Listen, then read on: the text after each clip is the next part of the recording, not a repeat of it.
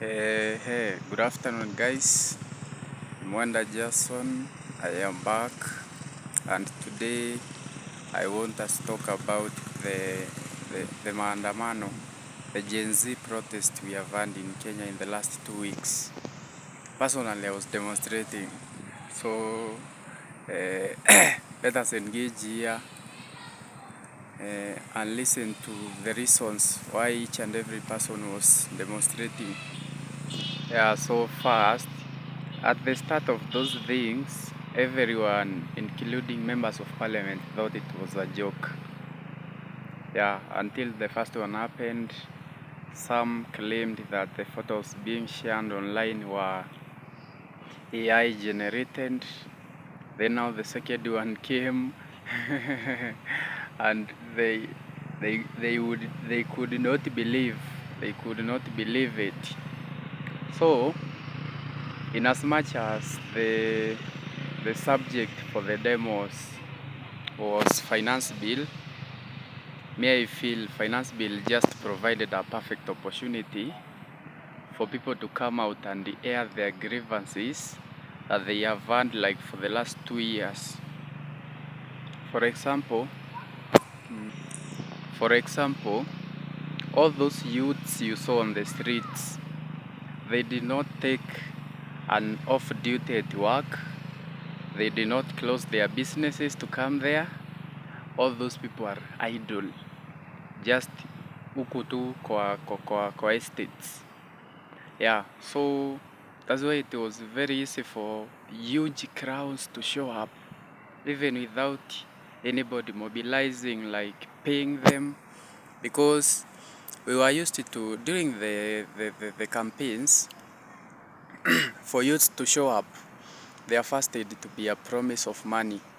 You are going to a campaign, you have written your name with someone who is mobilizing for a certain politician, and you have been assured in the evening you will come back with 500 or 1,000 shillings. Yeah, there is no youth who was going to those campaigns just because they like politics or something. Most of the time it used to be there is a promise of money. But this one came out at a time when people are tired with the president, with his government, because in a way they seem insensitive to the issues affecting the real mwananchi here.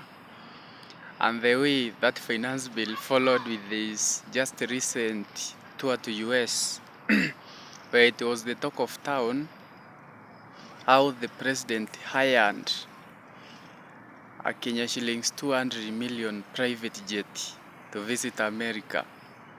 So you are there jobless, umezunguka Nairobi ukitafuta kitu unaweza fanya, there is nothing. Then you have someone who is telling you to live within your means. You don't even have that means. Then the next minute you hear he has hired a private jet.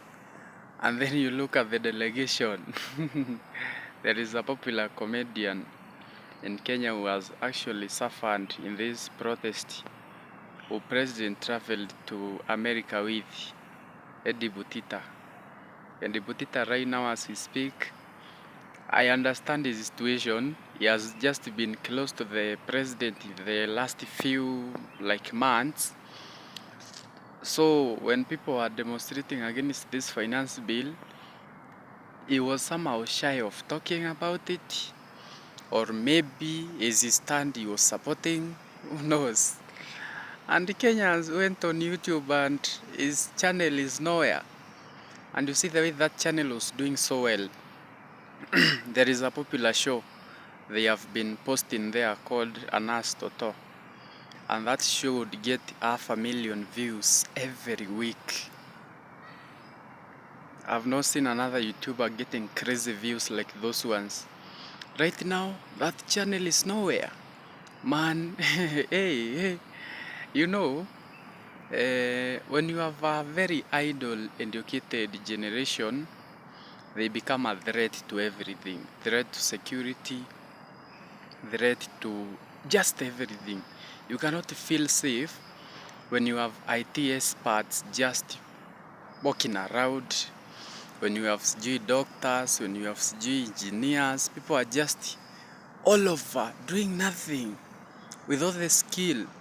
So just some IT experts invaded this channel and made sure it disappears. I have seen several cases where a channel can disappear and you get it back. So I hope he manages to recover it, and if it doesn't happen, well, it's life. So the reason for demonstrating, for example, if I was asked why I was in the streets, it was not all about the finance bill. Yeah, it was not all about the finance bill. We are tired of our president, man. This man lies a lot. Those who can remember, those that have been following politics keenly, remember this month of June that has just come to an end.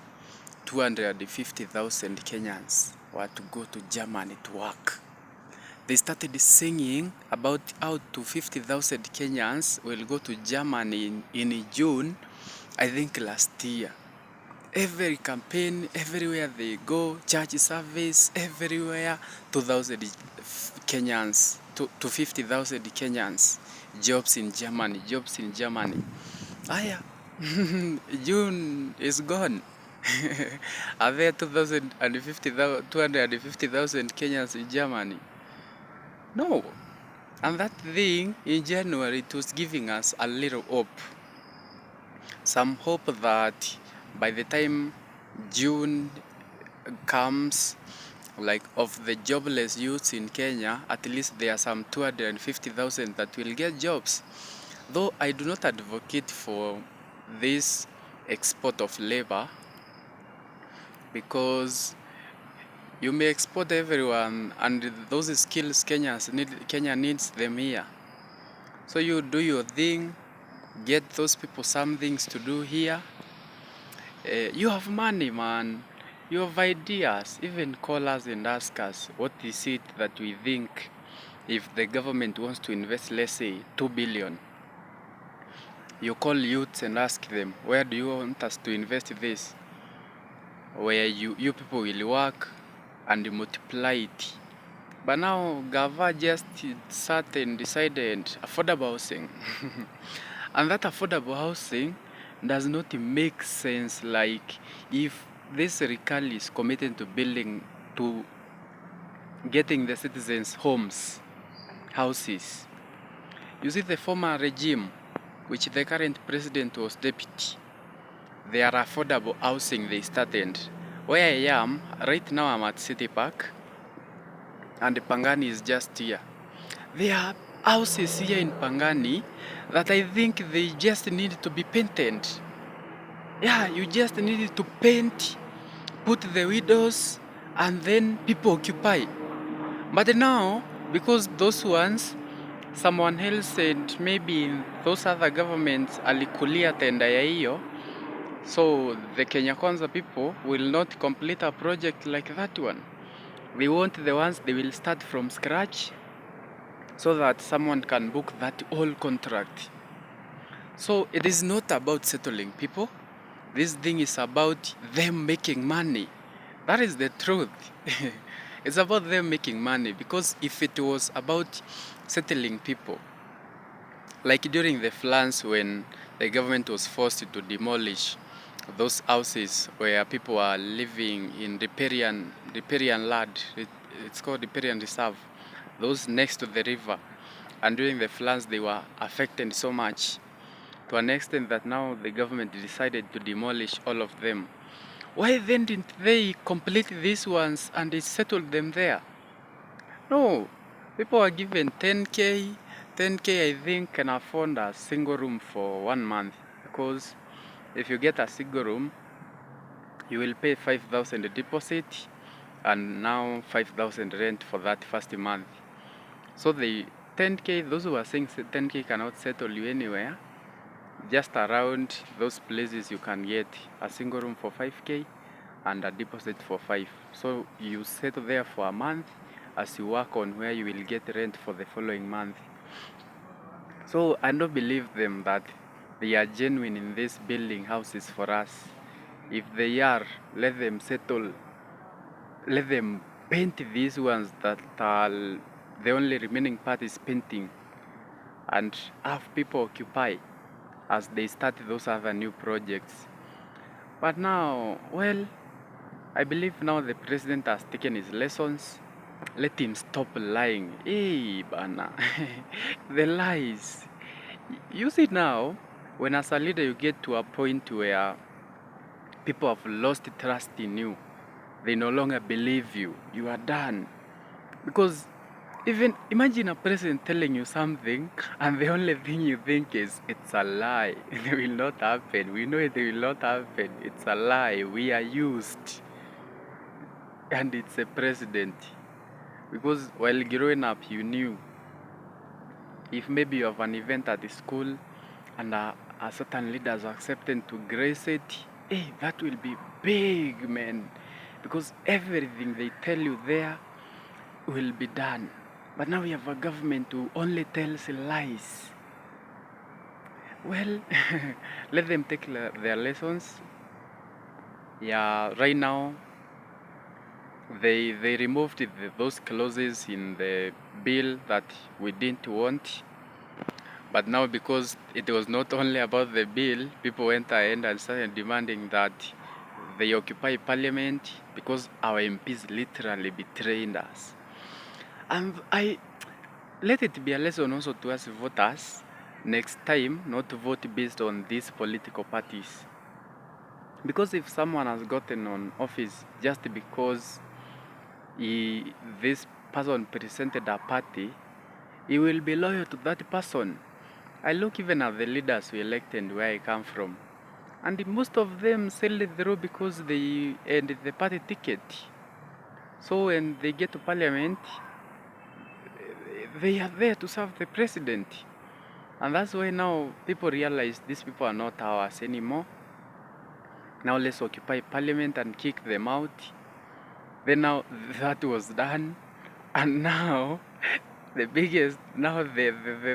real problem now was the president. And now this Occupy State House campaign started. Man, well, though some youths are so daring, because we have people that were willing to even lose their lives for this cause. But now you don't have to kill us because we are telling you, yo, change for better. We are tired of your lies, we are tired of this, we are tired of this. Get us things to do. Even where I am at a park right now, people are just lying everywhere. And these people, some even don't have supper tonight. But now, what do you do? Where do you go? Man, okay, that's my thing. See you in the next one. Thank you.